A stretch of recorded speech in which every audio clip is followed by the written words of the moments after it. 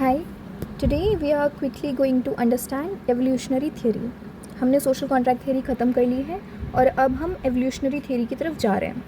चलो अब हम देखते हैं एवोल्यूशनरी थ्योरी क्या होती है. एवोल्यूशन क्या होता है? What is the meaning of evolution? Evolution का मतलब होता है धीरे धीरे किसी में ग्रेजुअल चेंज होना. कोई चीज़ धीरे धीरे इवॉल्व कर रही है, राइट? इवॉल्व जो कोई भी करता है वो धीरे धीरे ही करता है ना, एकदम से तो नहीं करता है. तो दैट्स व्हाट एवोल्यूशनरी थ्योरी का एक मेन आइडिया है. चलो अब जल्दी से हम मीनिंग देखते हैं कि evolutionary theory explains the origin of the state as a gradual, natural and historical process. The state is not the result of any single event, contract or force but evolved slowly over a long period. It is the outcome of the interaction of various factors working together.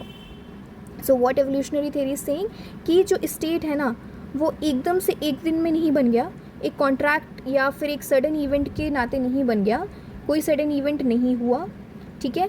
धीरे धीरे state develop हुआ है, धीरे धीरे family बनी है, clan बना है और धीरे धीरे स्टेट डेवलप हुआ है. So this is the idea of evolutionary theory. तो की आइडिया क्या है इसका?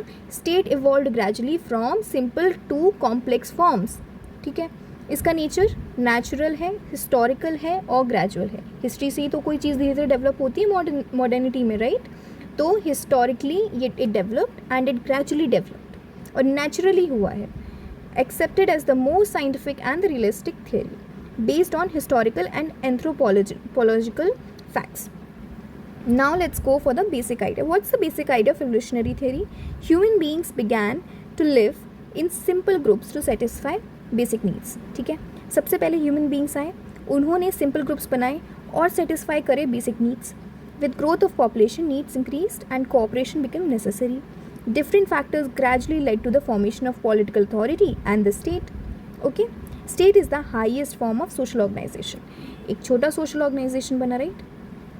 Society क्या होती है? जल्दी से हम देखते हैं कि society क्या होती है. Society is the sum of the institutions और उनमें से एक institution हो गया state. तो state is the highest form of social organization. जो भी हम organization कर रहे हैं या फिर एक 2-3 लोग का पहले एक ग्रुप होगा, इसके बाद और लोग बढ़े और इनकी नीड्स बढ़ गई, इनका कॉपरेशन बढ़ेगा और फिर धीरे धीरे इनको संभालने के लिए स्टेट बन गया या एक पॉलिटिकल एंटिटी बन गई या अथॉरिटी मिल गई जो इन सबको संभालेगा. So this is how this developed. तो इसका की आइडिया देख लेते हैं. State is the result of slow growth of society from lower to higher forms. State evolved, it was not created. एकदम से क्रिएशन नहीं हुआ है, ये इवॉल्व हुआ है, धीरे धीरे समझ के साथ इवॉल्व हुआ है. So from status to contract, not by leap but by growth. ये कोट है, प्लीज़ इसको ध्यान रखिएगा. Factors responsible by for the origin of the state. Family ज़रूरी है, रिलीजन ज़रूरी है, फोर्स ज़रूरी है, किंगशिप ज़रूरी है, प्रॉपर्टी ज़रूरी है, economic development, occupation, division of labour, political consciousness, customs and traditions, need for order and security.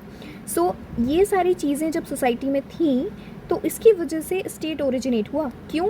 Family ज़रूरी थी, रिलीजन मेंटेन करना ज़रूरी था, फोर्स ज़रूरी था कि कोई कुछ गड़बड़ ना कर दे, किनशिप ज़रूरी थी, प्रॉपर्टी तो था ही, फिर इकोनॉमिक डेवलपमेंट भी तो हो रहा था ना साथ में, डिवीजन ऑफ लेबर भी हो रहा था, ऑक्यूपेशन किसका क्या है ये भी डिफरेंस था, पॉलिटिकल कॉन्शियसनेस धीरे धीरे डेवलप हो रही थी, कस्टम्स और ट्रेडिशंस डिफरेंट थी, need for order and security.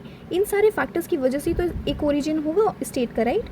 So these factors work together in different forms and degrees at different times and places to develop the state. Process क्या रहा evolution का? ये बहुत इंपॉर्टेंट फ्लो चार्ट है, इसको आप लोग देख सकते हैं.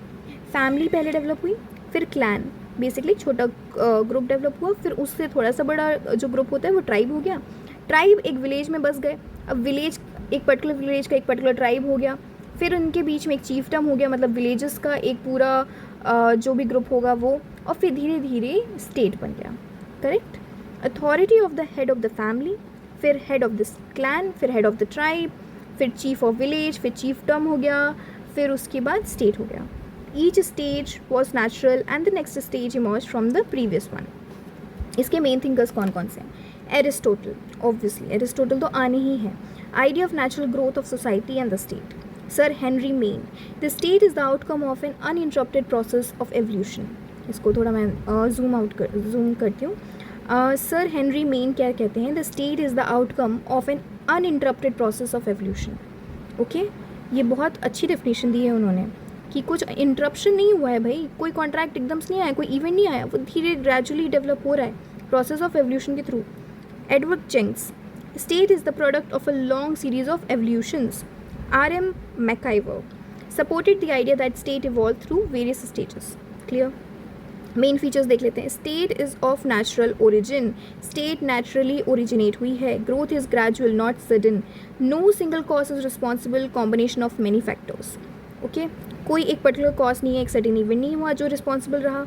Growth is gradual and not sudden, state is of natural origin. Process of evolution differs from society to society. हर एक सोसाइटी का अपना तरीका रहा होगा इवॉल्व करने का, सबका कॉन्ट्रैक्ट बेसिस नहीं रहा होगा, राइट? सब अपनी तरीके से डेवलप हुए होंगे, धीरे धीरे स्टेट बनी होगी, कुछ और फैक्टर्स आए होंगे, कहीं कोई और तरीके की अथॉरिटीज़ आई होंगी। Clear stages can be observed family to state based on historical and anthropological evidence we have seen above also. Merits क्या क्या हैं?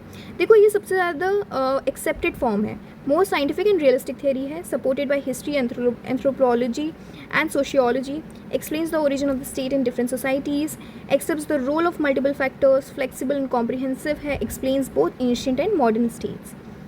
अच्छा, criticism क्या क्या है?